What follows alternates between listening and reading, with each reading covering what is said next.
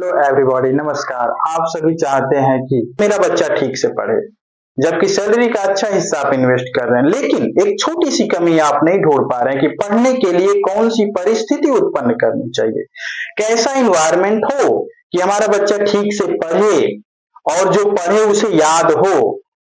तो उन्हीं सब कुछ टॉपिकों को मैं आपके सामने डिस्क्राइब करने जा रहा हूं। हमारे वीडियो से बने रहें और अपनी समस्याओं का हल आप देखें।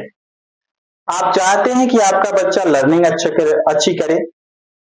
लर्निंग अच्छी करने के लिए बच्चे के माइंड में स्ट्रेस नहीं होना चाहिए।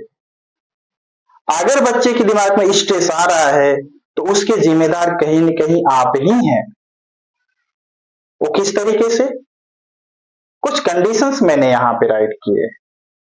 बच्चे के दिमाग में स्ट्रेस आ रहा है तो निश्चित रूप से जहां पे वो पढ़ने बैठ रहा है या जहां कहीं भी वो पढ़ रहा है वहां का इन्वायरमेंट अच्छा नहीं है। पढ़ाई में इन्वायरमेंट बहुत ही बड़ा रोल अप्लाई करता है। इस बिंदु की तरफ आप एक भी % ध्यान नहीं देते, जो कि ये न्यू है। बच्चे के एजुकेशन को मजबूत बनाने की न्यू है इन्वायरमेंट। आप चाहते हैं लर्निंग अच्छी हो, बच्चा फॉरगेटिंग करने लगता है। आप देखते हैं कि बच्चा 4 घंटे पढ़ रहा है लेकिन रिजल्ट 40% आ रहा है, यानी उसके दिमाग में स्ट्रेस है। स्ट्रेस आप पैदा कर रहे हैं। भले ही आपको मेरी बातें चैलेंजिंग लगती हों, लेकिन निश्चित रूप से वीडियो के अंत तक बने रहेंगे तो आपको एक एडवाइस ही लगेगा। स्ट्रेस कहां से आया? अगर घर का साइकोलॉजिकल कंडीशन नहीं अच्छा है, सोशल इन्वायरमेंट नहीं अच्छा है, फिजिकल इन्वायरमेंट नहीं अच्छा है, तो निश्चित रूप से इन सब कंडीशन में बच्चे के पढ़ाई का माहौल बन ही नहीं सकता है। अब ये है क्या चीज, मैं इसे डिस्क्राइब करता हूं। फिजिकल इन्वायरमेंट मीन्स बच्चों के पढ़ने की समुचित व्यवस्था। वो जहां पे पढ़ रहा है भले ही अच्छे लाइट की व्यवस्था ना हो, कैंडल से ही पढ़ रहा हो, बैठने के लिए चेयर नहीं हो, चटाई पे ही बैठ के पढ़ रहा है, पढ़ लेगा।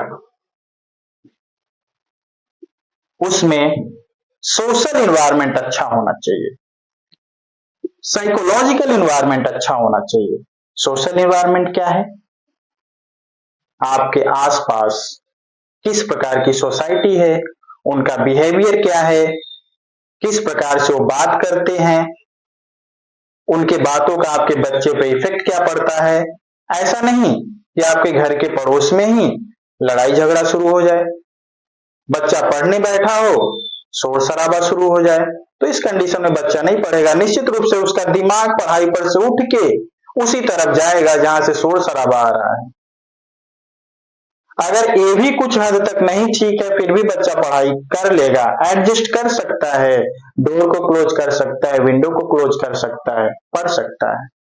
लेकिन अगर साइकोलॉजिकल कंडीशंस, साइकोलॉजिकल इन्वायरमेंट नहीं अच्छा है तो निश्चित रूप से बच्चे के दिमाग पर सकारात्मक इफेक्ट नहीं पड़ेगा, इसका बहुत ही बुरा असर देखने को मिलेगा। साइकोलॉजिकल इन्वायरमेंट है क्या? अगर घर में किसी प्रकार का विवाद है, मम्मी का पापा से और भी कोई सदस्य हैं, एक दूसरे से लड़ाई झगड़ा कर रहे हैं, घर में तनाव की स्थिति उत्पन्न है, तो क्या इस कंडीशन में बच्चे के दिमाग पर सकारात्मक इफेक्ट पड़ेगा? आप खुद ही सोचकर बताइए। नहीं पड़ेगा, क्योंकि बच्चे का परिवार में सबसे लगाव होता है और वो बच्चा चाहता है कि मेरे परिवार में सभी लोग एक दूसरे से मिलके रहें, बन के रहें। आप ही सोचिए, परिवार में जब शांति बनी रहती है तो एक अच्छा माहौल उत्पन्न होता है कि नहीं?